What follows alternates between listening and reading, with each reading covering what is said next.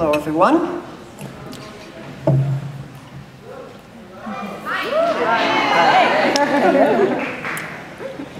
So, just what is a right? You see, there is something about rights, those things we keep fighting and dying for, those amorphous, evanescent phantoms of liberty that keep us striving towards the infinite horizon of change. Rights are what movements like ours are built on. And so what are they? The Sylvia Rivera Law Project, a nonprofit that provides free legal services to low-income trans people and trans people of color in New York City, has a rather novel idea of what rights are.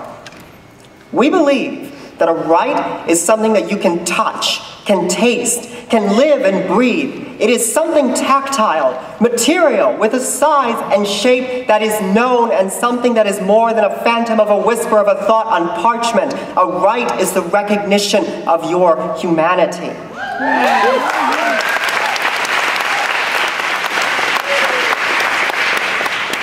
For SRLP, this has meant one thing.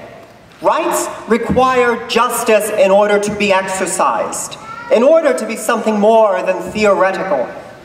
If a woman has a right to reproductive choice, but cannot afford it, then for all practical intents and purposes, she has no right to reproductive choice. That is reality, and it is a reality that the Sylvia Rivera Law Project has attended to. Human dignity requires material conditions, it requires economic justice, and it requires the power that knowledge brings. There is a reason that Know Your Rights brochures are our most popular offerings. Unknown rights are no rights at all.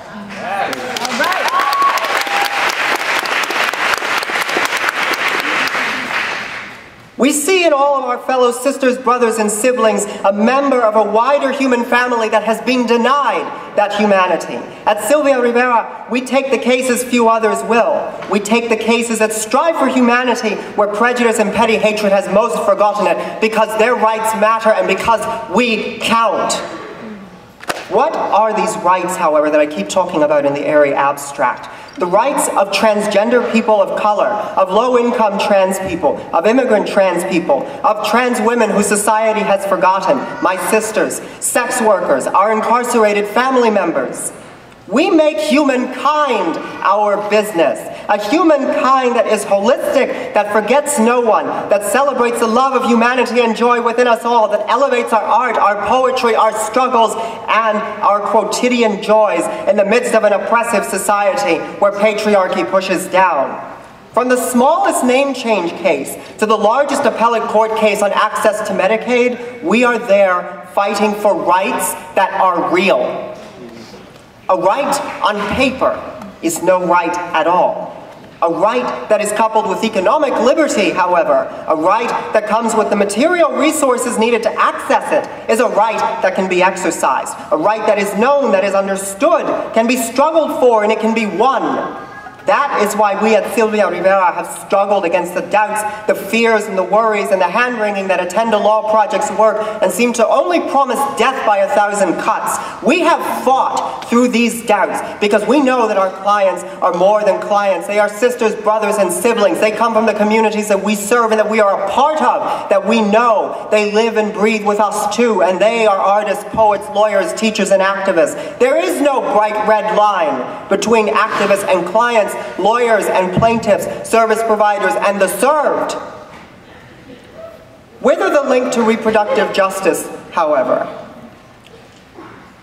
If a trans woman cannot legally change her name, she loses access to the rights that she supposedly has. The name she has given her own body is not recognized by authorities that then wield the structural power over her to name her as they wish and not as she wishes. If a trans woman must be sterilized before she can legally change her gender, where are her reproductive rights? If she is considered an unfit parent purely by dint of her being trans, where are her reproductive rights?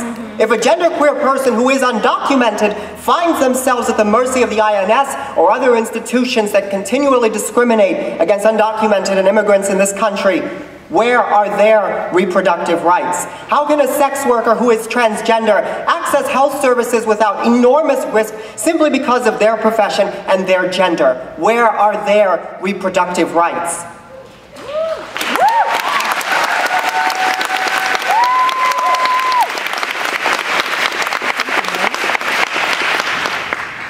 All of these people are united in seeing their bodies policed by authorities that think they know how to manage our lives better than we do.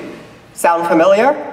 Just as the Hyde Amendment ensures that Roe v. Wade is merely theoretical for millions of American women, so too does heteropatriarchy more generally ensure that trans people's bodies are not our own. I share with my cisgender sisters the painful fact that my body is public property and that my rights are contingent on that fact. Sylvia Rivera, the namesake of our organization, said enough is enough. We, as a collective, continue that cry. Liberation is a collective process, goes our popular slogan. What that means is that none of us wins unless everybody wins. None of us is safe until all of us are safe. Citizenship realizes its promise only when humanity is universally recognized and not contingent on gender, skin color, or national origin. Equality is not just a word. It is not a soundbite. It is no benighted slogan. It is a truth, a thing with substance, with real dimensions that can be felt and that can be lived.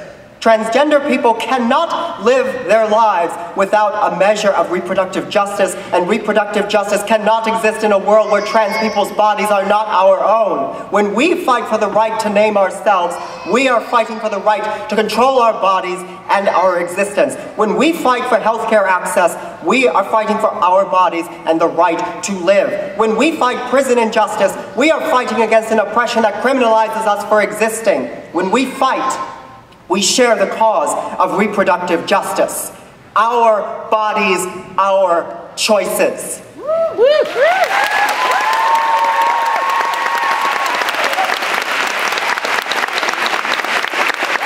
you very much for sharing the space.